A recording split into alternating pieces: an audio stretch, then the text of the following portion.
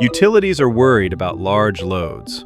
Specifically, they're worried about interconnecting large energy users like data centers that use the newest processing chips.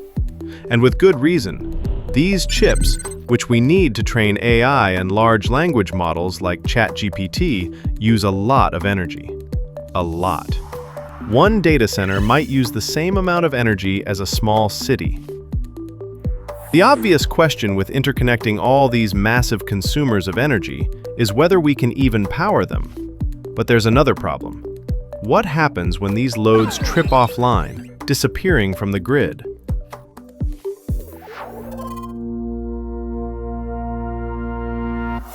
Imagine you're riding a bike with a trailer. Every time you put something in the trailer, your legs have to work harder to keep the bike moving forward.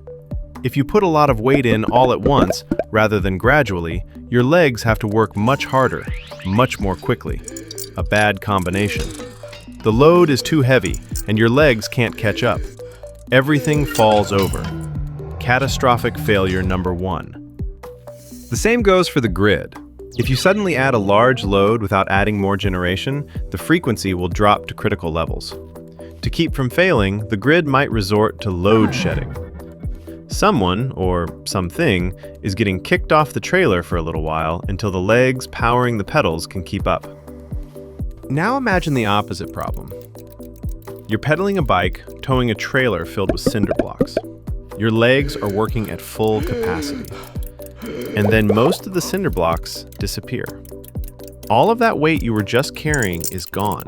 So your legs push down on the pedals but meet no resistance. Your feet slip off the pedals. Everything falls over. Catastrophic failure number 2. This is the problem of disappearing large loads. Utilities know that if they gear up all of their generation sources to handle data centers, there's a chance that if one or more goes offline without notice, there will be a whole lot of energy with nowhere to go. That is bad news for the grid and everyone on it. This is where batteries come into play. Batteries aren't just for storing energy. If you add a brain to the battery in the form of sophisticated software, it can respond to whatever the grid needs in milliseconds, before a human even knows what's wrong. Batteries can be installed anywhere on the grid. You can co-locate them with large loads to provide ramp rate control, so in the case that a data center suddenly needs to power up or down, the battery can absorb that shock to the grid, giving time for generators to rebalance the supply and demand. You can install them with solar panels or other generation sources for the same purpose. They can go along any node of the grid to push power, pull power, and balance energy. With software-powered batteries, we can even shift how we think about data centers. They go from energy consumers to energy assets, working with utilities to keep the grid balanced. And when you have a fleet of intelligent batteries that absorb the shock otherwise felt by the rest of the grid, disappearing large loads suddenly aren't so scary. Learn more at flexgen.com.